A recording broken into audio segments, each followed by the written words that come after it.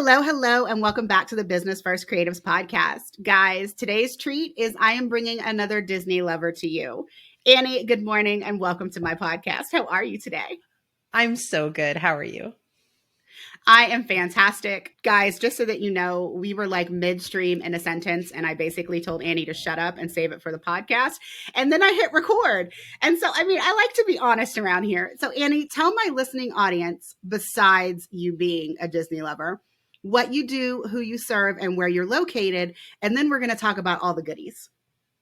Yeah, absolutely. So I'm a branding strategist and my business is called Greatest Story Creative. I help coaches, consultants, and service business owners brand, streamline, and grow your greatest business, not the business everybody's telling you you have to have. And as a former Disney storyteller, that's where I have a lot of fun of bringing some Annie magic and just more fun into telling your story. And if you hate self-promotion or social media, you've come to the right place because we're going to talk about ways to brand and grow your business on your terms without all the things they tell you have to have. And I know what branding is, don't get me wrong, but I feel like too many times when we talk about branding, people are talking about branding your website or getting branding photos, and they're not really talking about the whole package of branding. So when someone asks you, well, what is branding and why do I need it? What's your response, Annie? Yeah, I think that there's this sort of myth out there that you create your brand. And the reality is it's kind of like your reputation. Like you don't get to create it. It already exists. So really the question is are you doing anything to positively impact it? Because your brand is how people think and feel about your business. We take a company that we both love like Disney does not literally control what we think about it, right? How we think and feel about Disney's brand is not up to Disney. It's up to you and it's up to me. And we're hook, line, and sinker, and someone else listening to this call is like, oh gosh, they're not, right? But Disney does a lot to positively impact how we feel about their brand. And that's what I say is really important about branding is to take an active role in how you want people to think and feel about your business. And you can do that through things you just mentioned, like your brand photos, your logo, your website. But you can also do it in, what a great client experience you deliver. Like I know that's your zone of genius and something I really believe in too as a shared value is, how are you showing up, treating your clients well, treating the people you meet well, really living your brand and knowing what that is and what you want it to be. So I think the best analog that doesn't come up often enough is reputation. So you care a lot about managing your reputation. You're not going to invent your reputation. It already exists. So applying that to your business in that business world, what are you doing to positively impact your brand? It was funny. I know what my branding is. I work very hard on my branding. I do. But something that someone mentioned to me the other day was they said, oh my gosh, you and your branding are so fun. You must make systems fun too. And I can't even remember who it is at this moment. If you're the listening audience, please remind me who you are and I will buy you a coffee. I was like, that is probably the most impactful thing that I have heard someone say about me and my business in a really long time. I have never thought about the fact that I am always talking about having fun at Disney. I'm always talking about, how much I love systems, and my branding makes people think that systems are fun. And that's not just like my color scheme. That's how I talk about it. That's how much I love it. But like, I think that's really stuck in my mind recently. Like, branding really does impact how someone feels about the service that you provide. And it just, I don't know, I felt like it opened a new window into how I talk about myself and the services that I offer. Yeah, it's really enlightening. And I think often when people feel confused about their brand, I think one of the biggest things I try to do is bring people clarity. It's like you've got all this spaghetti on the table and we take it all together, we put it back together. Your clients will tell you what your brand is. And I think you just gave a beautiful example of that. And so often people get stuck on this clarity piece. And it's like, one of the best things that I've learned to do in my business, that I teach in my book, that I teach other clients, is to interview your clients. Ask them why they work with you. Why is now the right time? Why was it urgent? What was their urgent problem? Because that's how I also, funny enough, have heard that I am fun and that my brand is fun. Like I never thought that. I also thought, oh, my unique angle is storytelling. I'm a Disney storyteller. And through working with so many people and interviewing them, hey, what did you get out of it? I learned it's not that. For them, it's not that. It's clarity, it's direction, it's strategy. And hearing it from their lips has really changed how I show up in my brand and what I lean into and what I don't, because they're telling the story back to me. They're like, I often use this analogy of like, you got to play your hit song to get your fans to sing your message back to you. And so Mhm. the more consistent you are, the more you're out there playing that hit song, you're going to get those raving fans, and they're going to tell you how great you are, what's great, what songs they like and what they don't, and all the good stuff in between. I mean, that's really interesting, Annie. So when you are talking about that, they are basically mirroring back to you that what they got from you was a lot of clarity and a lot of strategy. But is that what they're looking for when they come to you? Because I often find, and I tell a lot of my people, it's like, no, you have to, sometimes you have to tell them what they want in order to give them what they need. And so when you're saying that, they got clarity, they got strategy from you, I'm thinking people didn't hire you thinking that that was what they were going to get. So, how is like the messaging that you're putting out in terms of the pain point that they think they have, and then your solution, which ends up being all of this great clarity and all this great strategy? Yeah, I'm glad that you brought that up. And I think this comes up a lot. So, what I talk to people about and what I'm always encouraging you to do is to build a bridge. You got to meet people where they are, not where you're going to Mhm. take them. I was very guilty of this early on in my business. And I had a business mindset coach go, you are spending all this time describing the plane, and I want you to talk about the beach in Bermuda. Like, what are you doing? Stop telling me about the plane and the plane snacks and the this and that. And so that really stuck with me. And it's a lot of what I try to teach. So, funny enough, with me, it is a lot of people come to me because they want clarity. They're unclear. They want to untangle spaghetti. They might not know that strategy is the right thing that they need. Or what I let people borrow me as a business partner for the day, which I call a magic strategy day. They are not searching for a Oh, magic strategy day. They're not searching for that, but they are stuck. So that, using their words, paying attention to what your clients say in those inquiry forms, in those first conversations. A lot of clients come to me because they're like, I don't know, I don't like my website, I don't know how to tell my story on social media. The biggest number one question, I think you should always know the question that is on your ideal clients' minds, is I know what I do, but I have trouble communicating it. So when people have that, like, I have the right solutions for them, but they're problem aware, right? They're not solution aware. And I think that that's the mhm. thing where we got to be thinking about bridge building, of saying, if you feel like this is what you need to be doing. And I think often Yeah. in our marketing messaging, everyone's jumping to the end of the story and they're not telling the preamble. They're not inviting people in, meeting them where they are at the beginning of the hero's journey, not at the end where you're going to take them on this amazing transformation. I mean, I think this is the perfect place to talk about your freebie. I mean, I don't know if you teed it up in that way, but guys, so Annie's got this amazing elevator pitch. And if you are struggling to communicate your value, what you do, all of those good things, she helps you do it in a way to where I think the big thing on the market right now is networking. I mean, automated marketing might be on its way out, but actually networking, getting to know people is great. But then after you meet this person, there's always the, okay, well, what do I do next? And so Annie's got this really great freebie where it's going to help you craft an email that you can actually send them. And guys, I know it's amazing because I was on the other end of getting Annie's after a coffee chat that we had. I read the email and I was like, holy shit, I need to go write one of these by myself. So the link to this freebie is going to be in the show notes if you are interested and you can't figure out what to do next after you have an amazing connection with someone that you want to network with more. Yeah, check it out. It's called Your Best Referral Bio. And it's sort of, if you need a new elevator pitch, great. If you would love to be armed the next time you have a one-to-one or you meet someone in person and you want 30 seconds or less to be able to send them a quick rundown of what you do with introduction language, I call this my $12,000 email. I sent it to somebody who does exactly what I do. She had never sent me a referral before. I had a meeting with her just to catch up. I sent this to her after the call. 2 weeks later, she emailed me the perfect client that she had sent like the intro language to, and it was incredible. Like, that only difference was that email. So it is my magic email, and I am passing it to you guys. I mean, and now that she said magic email, guys, for those of you who have heard me talk about the magic email in the client experience emails, this is not that.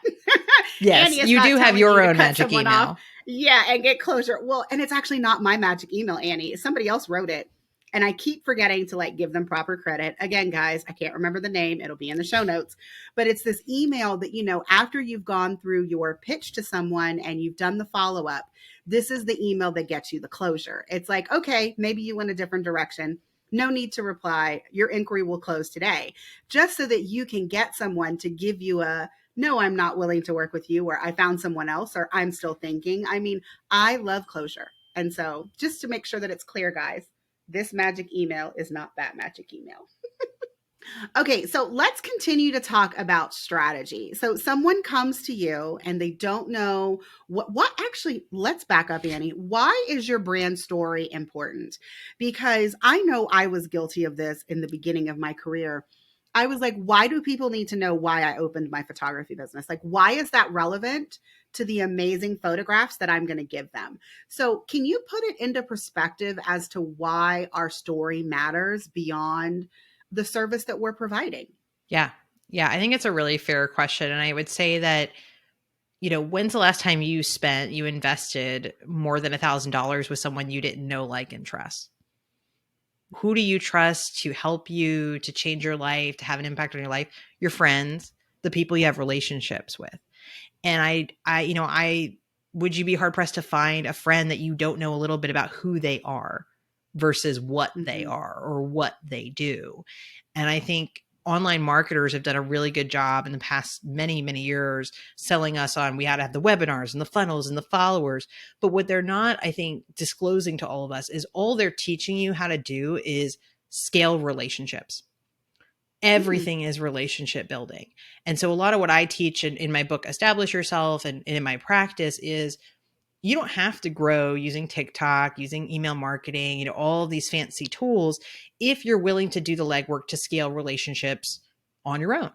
If you're willing to follow up with your past clients, as I know you've covered in a past episode, go out to networking events, clearly share what you do. And I think that you don't build relationships without people getting to know you as a person. And that's where I think the brand story comes in, truthfully. Like, I'm big on clarity, that clarity has to come before creativity, because the clarity is what gives you the context of whether somebody's offer or business makes any sense for you.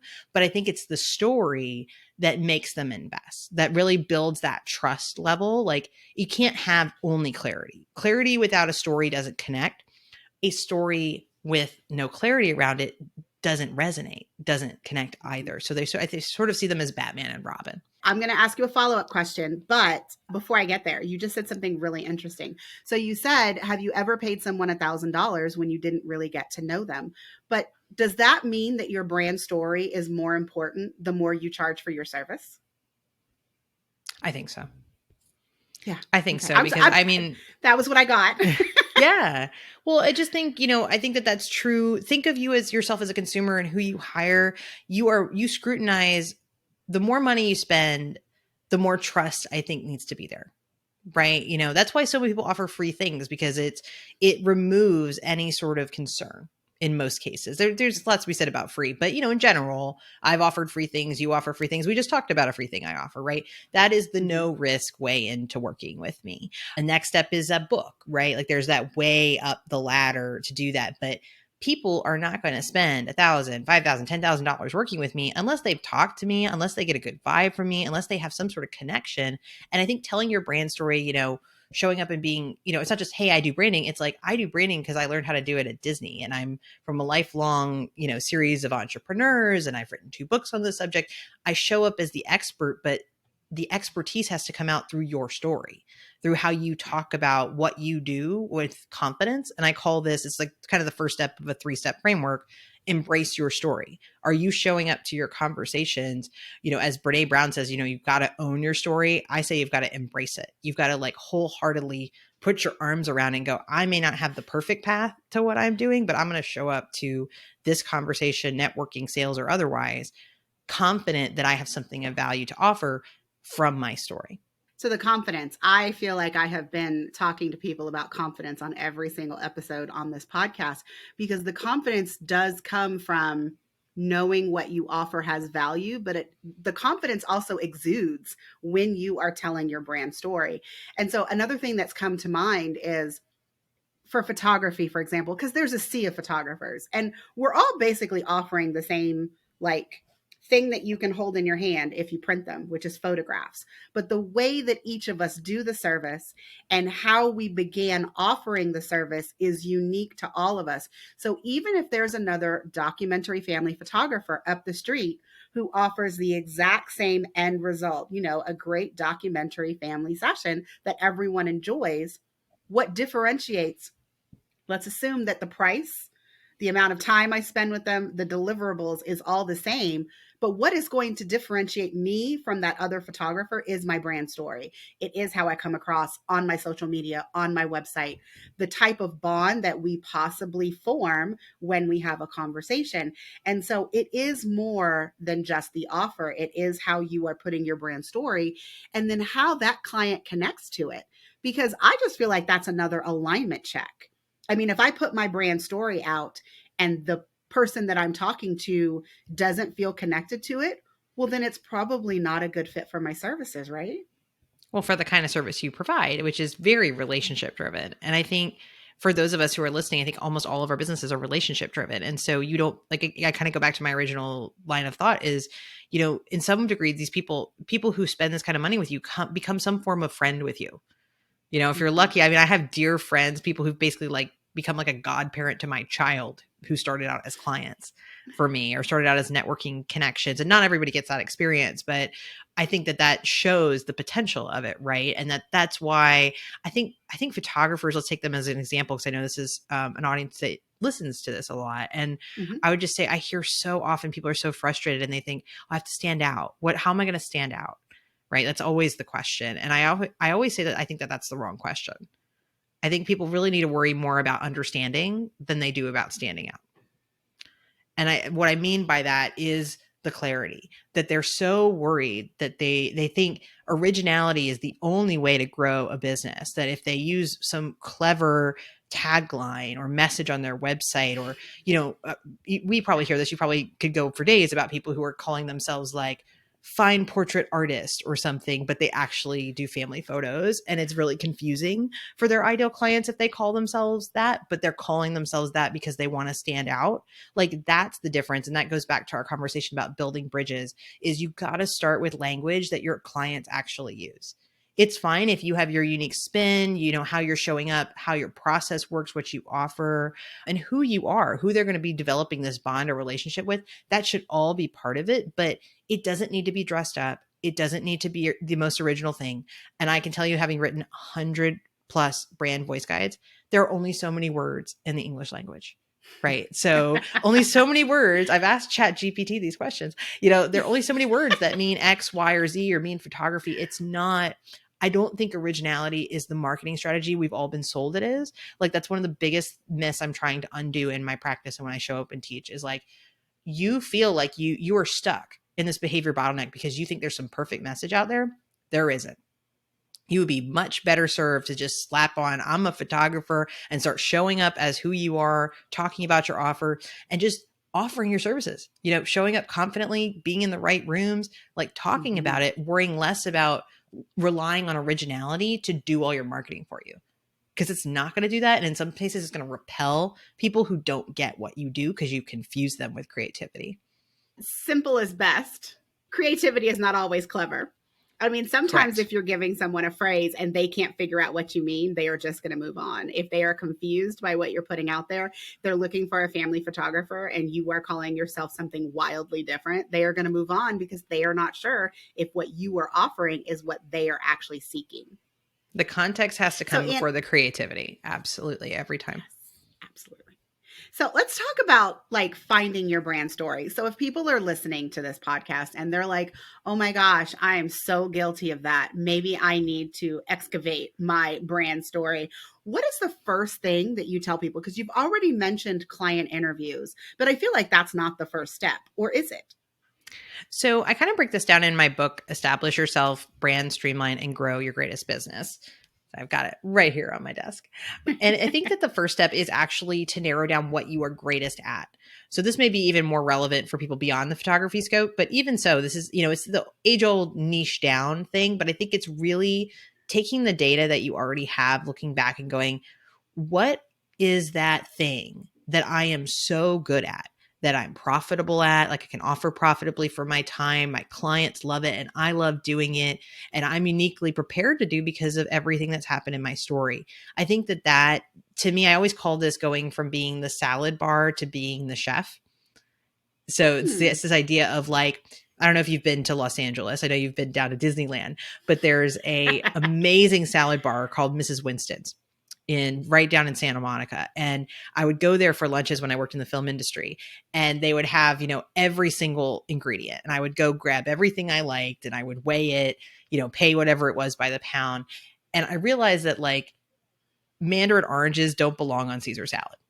Like I never would make like a satisfying salad because I would just put everything I liked into a salad. And that's kind of how I think most of us start our businesses. I know I did. It was sort of this ingredient menu of, hey, we can be all of these things for you. And that's how you can only charge by the pound. Right. But like when you shift to a mindset of, I'm going to be the chef. What is my signature dish? What's my signature service? What's the thing that I'm really great at that I can hit it out of the park every single time? Like, be the chef, come up with the menu, that 1 to 3 dishes that people are going to, line up out the door, buy the glass of wine and the salad and sit for a while and pay a premium for. Like, that's really the difference, I think, to integrating your brand story and to using that as leverage, as opportunity to grow beyond your, I would call a salad bar season, where you're offering everything to everybody, but choosing to show up as the chef at a certain kind of restaurant for a certain kind of salad. That's just a totally different mindset. But I think that is where you need to start if you want to take your business to the next level. I mean, the idea of niching down, it's a difficult one because there are truly some people who enjoy doing all of the things. Like they're good at all the things, they enjoy doing all of the things. And so when I have that kind of conversation with them, they're like, "Yeah, but I don't want to niche down." And even though I try to convince them of, niching helps you speak to your ideal client in a clearer way. It helps you communicate what you do and bring value without someone trying to decipher it for themselves and figure out if all of the things that you offer, what's the one thing that they're seeking. But when you do all of that, what I like to tell people is when you're telling your brand story, it doesn't mean you have to get rid of everything. It doesn't mean that you can never again do this kind of session. It means that what you are putting forth, like what you are making your signature dish, is what will probably bring people in to you and your business. And those other things have a place. It just might not be front and center on your website. I mean, are we thinking the same thing, or is Yeah. it that people really do need to eliminate their menu? Because I was really surprised that you didn't like bring in the Cheesecake Factory. I feel like everyone picks on the Cheesecake Factory They do. when And it comes because to I have a like, coach who talks about that analogy, I don't often use it. I think this, to me, the salad bar makes more sense because it is like, that's why you end up, charging by the pound, basically. It's like, you're like everybody else. Right. And so I think it's interesting because I think you and I both have heard a lot of pushback on the niche conversation. And look, I was right there. I am a multi-passionate person. My business used to have 4 different angles to it. So it was greatest story for weddings, events, every day, like job searching and your business. And it was this whole really awesome idea of like serving you throughout your life cycle. And like, it took me doing it to realize that was running 4 okay businesses instead of one great one. mm-hmm. And so that was my story of niching down. And I think maybe the conversation should change a little bit around niching. Like what I'm really trying to say, and I think what you've been trying to say, is you want to be really mindful of your alignment to your business model. Yes. So what I mean by that is, what kind of marketing resources and time do you have relative to what you want to offer? And what is your satisfaction level with your current business? So if you are Mm-hmm. highly satisfied and you're good from a marketing resource and time perspective, offering lots of different services to different people, don't change a thing. If you want to grow and you want to scale your business, maybe you want to double your revenue or something like that, that's going to be a lot harder to do if you don't narrow down what you're offering. And niching is one way to do that, whether you niche the offers, niche the audience, or both. And it's really, I think, about finding that alignment moment of where you feel like, I'm good on time, I'm good on satisfaction, I'm good on profitability. Here's where I'm going to stay. Because like, I could show up on this podcast and say, I do branding only for photographers. Like I don't. It's coaches, consultants, service business owners. I could say women in those fields, right? Like I could get more specific, or I could get broader, right? It's just about finding where I'm happiest and giving some form of a flag.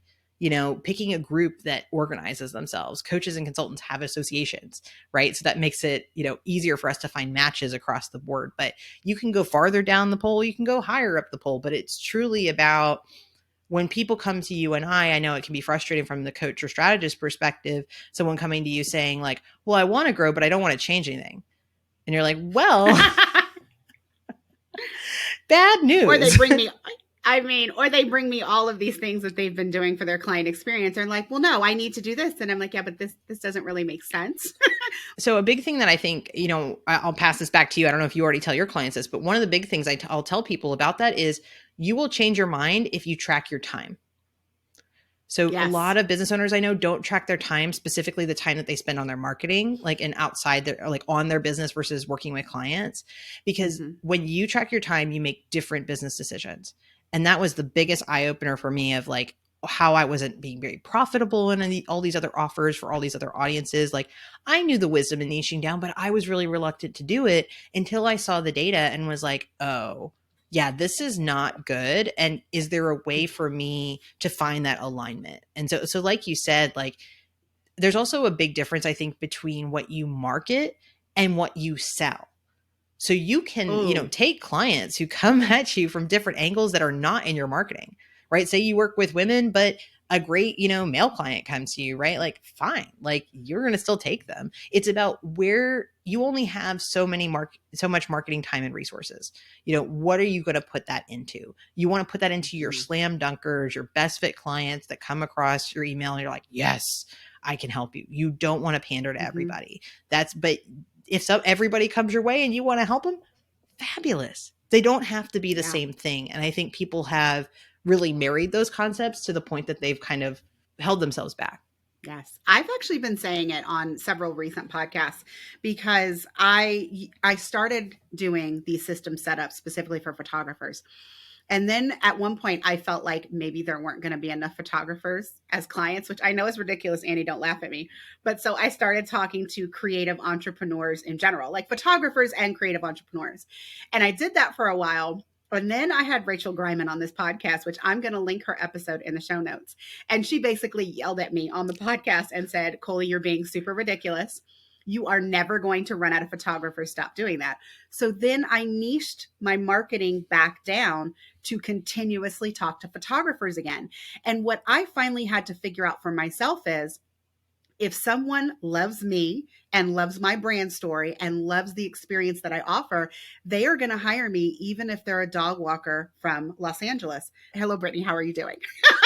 I have a client that did that. But I mean, it's just down to the fact that you market to kind of who you want to work with most. But if there is someone that falls outside their marketing, they will still hire you. I mean, at the end of the day, you want your messaging to be consistent to help you out, to help your leads and your possible clients figure out if they're aligned with you. But that doesn't mean that you never work with someone that you didn't consider to be your ideal marketing client. If they contact you and you have a great conversation, you can still work with them. You are the boss. You make the rules. Yeah, I always call it like you need to pick a primary ideal client, so like PIC, but in picking, you get to keep permission to work with anybody you want.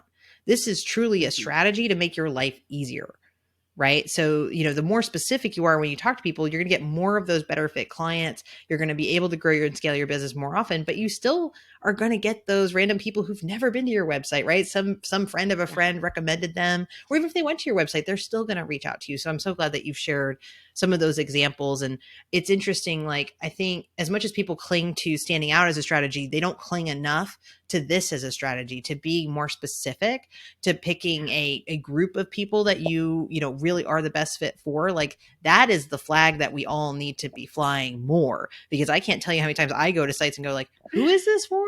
What is this? Like, that's the thing we need to fix. Not, man, that's really creative. It's like, no, like, what is this and is it for me? And like, tell me, please. I'm begging. People are so worried they're going to miss an opportunity that they are, confusing the heck out of people. And one of my coaches, her name's Kate Rose now, and she says, confused people don't buy. And she is spot on. Spot on. Before we hit record, you and I were talking very briefly about a value ladder. And I thought that this would be something really interesting to ask you because in this conversation of niching down, I feel like people don't put enough strategy behind the value ladder. Like it's okay that you offer all of these things, but you, as the expert, need to figure out maybe the best path for someone who comes into your business in how they should purchase offers from you. And so, have you ever had someone that like niche down in terms of the path that they want someone to take and that they have gained something like in their brand story and communicating their value to their clients? Because the worst thing that you can have is someone who's confused. Like if you have an everything page, please don't think I'm picking on you if you have an everything page. But the problem that I see with everything pages is that you land on it and there's so much stuff, you don't know what to do first. So anything that you can do to remove confusion from the situation helps you get clients faster. And I think part of that is like taking all of the things that you are good at and all of the offers that you have and package them in a way. I'm taking your word, Annie. Package them in a way to create a path to where for the person landing on your website, it's clear what they should do first or what they should do next. Yeah, absolutely. And I'm right on there with you. And so it's interesting. If you've ever heard of this concept of a value ladder, the brief history is the chairman of General Motors created it. So to come up with car brands so that there would be a car for every purse and every purpose. So this idea of that's why you have Cadillac and Buick and all these different car brands from General Motors is they're like, well, this type of person's going to want this car, right? So we want to meet everybody where they are. And I think that unfortunately, people have taken this pricing ladder, value ladder strategy and taken it to mean that they should have something at every single level for a completely different person. And what I actually teach is what I call a streamlined service value ladder. So this is all about that alignment again of like what your marketing time and resources are really are realistically. It's so much easier to market to one ideal client, but at different layers of like emotional and financial readiness. So like sometimes people are emotionally ready to work with you, but not financially. Sometimes financially ready, but not emotionally. So looking at like your offers, that free offer, that $100 offer, that $500, et cetera, kind of going up into the thousands. I've done that work visually and it's for the same person. Because if you market to the same person, so much easier, right? In terms of who you're trying to reach, who you're talking to, what shows you need to be on, what rooms you need to be in. Now, when I meet anybody in a sales call, I can do that navigational work of you're here, you should do this. Your budget's here, you're emotionally here, you should do that, right? So I don't even rely as much on my website as much as I build websites and sales pages, that kind of thing, to tell them that. My biggest thing is to make it easy to talk to you. And I think that's one of the biggest problems I'm seeing across the board with folks as I go to people's websites and they're so creative, whatever. I don't know how to just talk to you. I want to talk to you. I'm not going to spend thousands of dollars without talking to you. So I have a big, free consult button in the top right-hand corner. Donald Miller's not right about a lot of things. He's right about that. It's something he teaches. And it's something I teach my clients too, because you and I, Colie, we're not selling a million coffee cups, here. Like people aren't just going to buy our service like right off the site. And so it does take some connecting with us to build that relationship and to be that kind of traffic director. So you would ask me about an example, and I think this goes back to the build a bridge moment. So I just wanted to talk briefly about, I had a client, she's an amazing sales consultant. She has a great 3-month program. And she was like, why is no one signing up for the 3-month program? Like we were doing a strategy day together. And I was like, there may be an issue with the value ladder because your introductory offer, the thing that someone who's brand new to you should do first, it might not be in alignment with your ideal client. And this is where we look at like her ideal clients are B2B business owners who feel overwhelmed. They have slow or inconsistent sales, but they don't feel like they have time to deal with it. And knowing that about them, it kind of made sense, right? That they weren't willing to take a risk and the investment on 3 months of coaching if they don't feel like they have time. And so the solution we came up with in her value ladder was to add a VIP day. So sort of to do that first Lego brick of success, this is what we were talking about before the call, is getting them some momentum. So if they don't have time, giving them an opportunity, she calls it a level up your leads day. So it's a day where you can start getting clear about who you need to reach out to, have a plan to do it, have some templates to make it happen, right? So to get a little bit of momentum and some dedicated time to work on your business. It's not too much money. It's not too much of a commitment. Since we came up with it a couple months ago, she sold 8 of them. You know, she wasn't getting any traction on her high ticket service and she sold 8 of them. And now those people go through that experience and can be a better fit for the 3 month as the follow on opportunity. So sometimes it may just be a mismatch of consider who your ideal clients are and where they are stuck. And if your main solution that you're pushing doesn't actually solve their problem or is too intimidating, there may need to be that interim quick win step like what we've created for Liz. I mean, I don't think that any of us should underestimate the power of a quick win. And what you and I were talking about before we hit record is, I mean, I have my fully done for you Dubsado setup package. And what I have come to realize is that perhaps not everyone, even though everyone needs it, not everyone feels ready for it. And so everything that I've thought about at like a lower level didn't feel good to me, because at the end of the day, they walk away and they're not ready to get a quick win. I want everyone that works with me to like get a win within the first week. I know that's high pie in the sky kind of thing, but like I don't want anybody to work with me and then feel like they have to invest several hours after in order to see the value of what I just gave them. And so I had this idea to just do someone's booking workflow, because then even if I haven't given you all the strategy, even if I haven't told you how automations will make a consistent client experience before the sale and after the sale, at least I'm helping you get the sale in the most efficient and consistent manner. And we're increasing your conversion rate at the same time. And so that was just like a thought that I had to myself was, okay, even though I know people would benefit from like this entire thing, I really do have to think about, but the people that would want the big service, what is a quick win that I can Right. help them get first? Because then they're either going to walk away with it and feel satisfied, or they're going to be like, oh my God, that was amazing. Like, can we do the rest of it now? And Yep. I'm good either way. I just want people to do less in their business that and enables them to spend more time doing the things that they actually love. So that was like Absolutely. my little epiphany in the last month. And so I'm still working through it. But yeah. All right, Annie. So this conversation has been absolutely amazing. I feel like you and I could chat all day long, but I am going to end this interview with the question that I ask every single one of my guests. And that is, what was the biggest fuck up in your business? What did you learn from it? And how did you grow? My gosh. So I don't know about you, but I'm like a recovering people pleaser. You know, I'm Yes. probably less ahead than I say I am on that. I'm a big achiever growing up. And so I always really want to make people happy. And truthfully, that's a big reason why I always interview my clients at the end of a project. And a couple of years into my business, I was interviewing after a project that was like not as smooth as I would have wanted. We went through many logo reviews, situation just didn't go kind of as well as I wanted, but I was like on the call and my friend had recommended me and she's on the call with me and the CEO. And I had, of course, my like headphones weren't working. So I had to use like these really big, like Bose embarrassing headphones. Like I looked like a pilot. I look like a pilot. Like it was just like not cool. And so I'm in there and I'm asking questions. And then I say, what would you tell another business owner about working with me?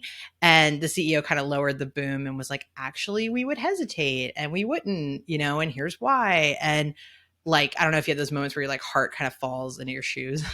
Yeah. And like, I never had anyone sort of tell me they weren't happy with what I did. And it like really kind of broke my heart. And I was like, and I feel like I look ridiculous. Right. And so it was really, really tough. And I tried to kind of like keep it together.